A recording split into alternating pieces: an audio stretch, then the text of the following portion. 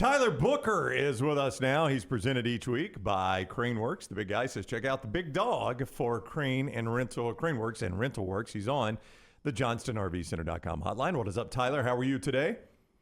I'm great. How about yourself? How you guys doing? We're doing wonderful. Thank you. You were pissed off yesterday. I assume you are still pissed off. How do you channel that into something positive on the field?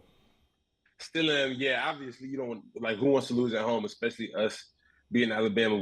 That's something our alum say. Like we don't lose at home, so obviously we're pissed. But what people got to understand is like we're pissed at ourselves. You know, like that game was within reach for us. We were leading at one point, and we just didn't execute. So it's reassuring knowing that we can make those big plays and knowing that those plays are available for us to make on both sides of the ball. We just have to execute. And as far as channeling that, just going to the team, like we watched the film, we saw where we did really well, but we also saw where we didn't execute. But when it comes down to executing, we're one play away.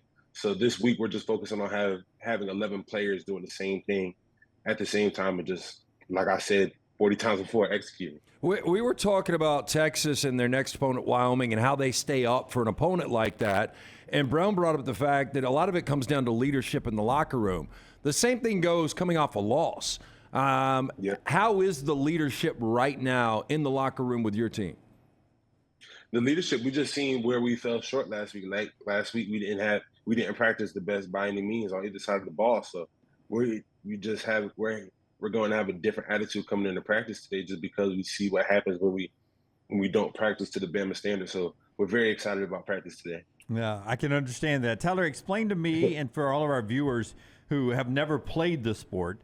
When you're pass protecting, is it important to know exactly where the quarterback is? Does he have a role in helping you protect the quarterback, him sort of staying in a sort of safe area as you guys build a shield around him? How does that all work? Is that just nuance? Is that feel? Is that practice? Explain that pass protection to me like that.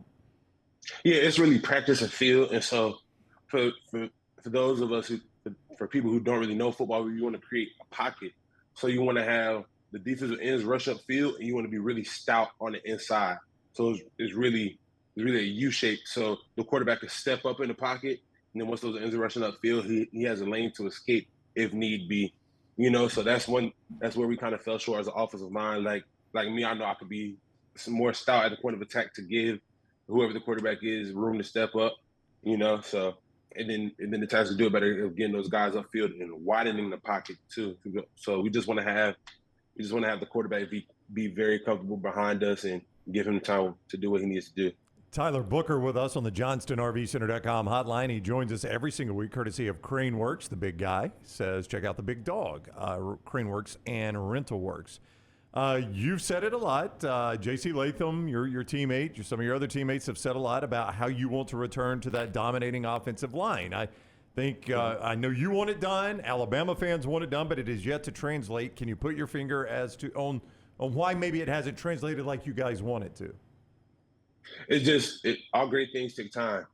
You know, we had a lot of time during training camp, but going against your teammates and going against a different opponent each week is that's challenging to build that in-game chemistry. It's different, you know, especially when you have three new starters on the offensive line. You know, the only two starters that we have returning from last year are JC and Seth, and then Dalcor has a lot of experience. I had a good amount of experience last year, but ultimately we have a true freshman on the field as well. But Cade has done a great job. He didn't have the best game this past Saturday, but just watching the film with him and he's in great spirits and he knows what he needs to do better in order to have better games. But it's just a process, you know. But the thing about us, we still have that same mindset. We still finishing blocks, still being physical at the point of attack. We just have to be more consistent with it and add the technical aspect of the game with our mentality. But it's coming, trust. I know you've only played a season and now 2 games, but that Texas defensive front looked really good. Would you say it's the best front that you've personally gone against? Yes, I would say that just because consistently, like even when they rotated, you know, sometimes there's a drop off whenever you play good defensive lines, but with Texas there was no drop off, you know. They had to lead guys at every spot, you know, so you had to be on your toes through the whole game. You mentioned the path to get to the playoffs yesterday when we were talking about that, and all the goals are still out there.